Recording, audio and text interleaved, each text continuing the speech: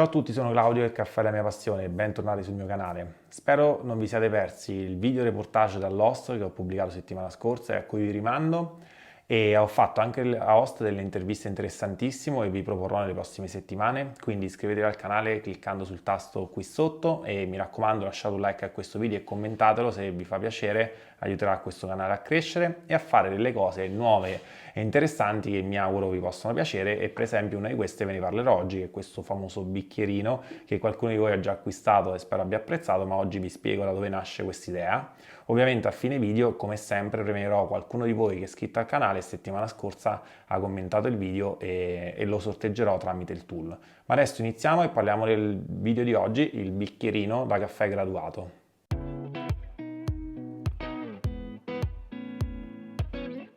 Quando parliamo di espresso all'italiana, l'espresso ha delle regole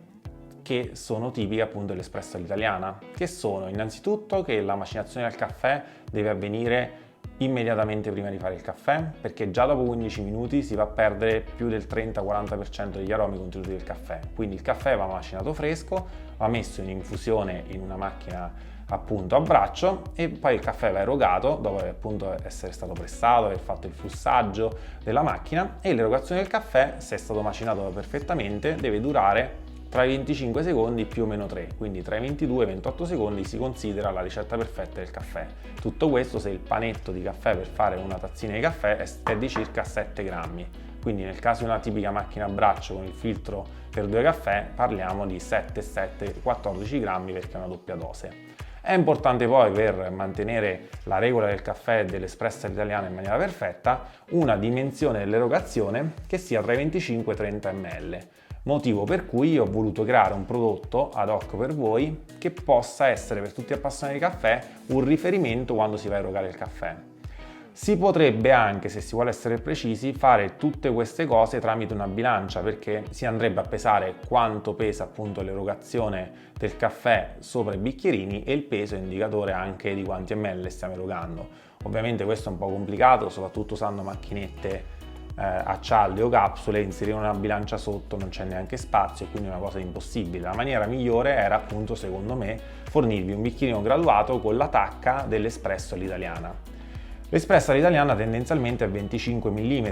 alcuni parlano di 30 mm, io ho deciso di fare una tacca a 30 mm e voi ovviamente vi domanderete perché 30 e non 25. Questo l'ho fatto perché poi quando si va a erogare un espresso all'italiana spesso viene creata una crema, o nel caso di Nespresso o Nespresso Vertuo una schiuma, che in realtà non è liquido. Quindi se io vi avessi messo un riferimento 25 e voi vi fermate con l'erogazione della schiuma a 25, probabilmente il caffè sarà sui 20 ml se non di meno. Quindi ho preferito tra i 25 e i 30 ml scegliere 30 ml per creare appunto la mia tazzina, il mio caffeino, il mio bicchierino in vetro, e quindi darvi un riferimento un po' più certo per la lunghezza dell'espresso giusta. Poi ho fatto il mio logo, il mio design, e ho fatto anche la tacca per l'espresso doppio, perché alcuni di voi bevono il caffè molto lungo, vogliono un doppio espresso, e allora ho dato anche un altro riferimento. Ovviamente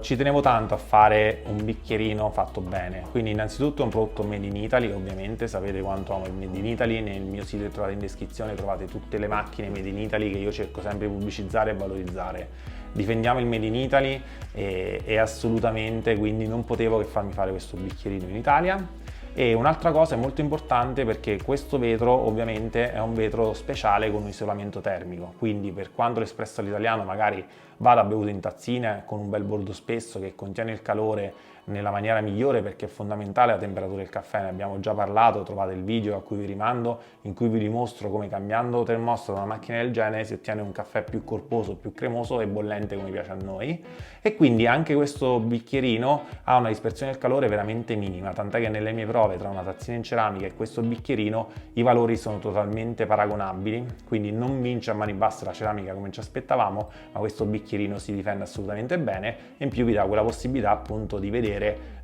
quando è giusta, qual è l'erogazione giusta di caffè. L'unica cosa a cui vi chiedo è l'accortezza di non lavarlo in lavastoviglie, perché le lavastoviglie casalinghe sono molto più aggressive rispetto alle lavastoviglie bar che fanno dei lavaggi con pochissimi minuti, mentre le lavastoviglie che abbiamo in casa fanno lavaggi da 40, 60, 90 minuti e quindi sono molto più aggressivi e poi andrebbero a scolorire questa serigrafia. Quindi lavatelo a mano, ci vuole veramente un attimo, tanto ci avete fatto solo un caffè, e così vi durerà a lungo la serigrafia, che è la parte più carina e più utile. Il bicchierino è anche fondamentale perché spesso alcuni di voi mi segnalano scrivendovi via mail: il caffè non vi è uscito cremoso, oppure il caffè potrebbe comportare un difetto, e spesso mi mandate magari anche dei video che sono più utili rispetto a una mail, e non avendo un bicchierino di vetro è difficile capire quanto avete fatto lungo il caffè, quanto cremoso vi è uscito, oppure la consistenza della crema. Avere un bicchierino in vetro permette innanzitutto di capire quanta lunghezza avete erogato, perché ovviamente su una cialda per queste macchine da 7 grammi, se ci erogate 60 ml, probabilmente è normale che tutto il corpo del caffè svanisca, quindi è importante rispettare, per fare soprattutto anche paragoni tra una miscela e l'altra e tra una macchina e l'altra, avere un bicchierino professionale in cui si vanno a fare erogazioni tutte della stessa lunghezza e si può anche attraverso il vetro vedere i pregi e i difetti del caffè e studiare anche la corposità, il colore, e quindi verificare se l'estrazione è venuta bene. Ciò non toglie, come ribadisco sempre, il caffè non va bevuto con gli occhi, quindi non state a guardare troppo come è venuto visivamente, ma lo dovete assaggiare, perché tanta crema spesso e volentieri significa semplicemente tanta robusta, che è la qualità meno pregiata del caffè, e quindi non è che un caffè più cremoso sia necessariamente più buono, è solo più appagante alla vostra vista, ma io dico sempre: fatevi assaggi bendati e andate al sapore del caffè e non tanto alla vista del caffè. Detto questo, questa volta già vi dico che chi vincerà questa settimana vincerà, oltre alle mie miscele in degustazione che avrò piacere di regalargli, vincerà anche un bicchierino. Questi bicchierini, come sempre, li trovate sul mio sito nel link che vi lascio in descrizione. Ma adesso andiamo a vedere chi ha vinto di settimana scorsa, che ha commentato il mio video. Ok, allora andiamo a vedere chi ha vinto.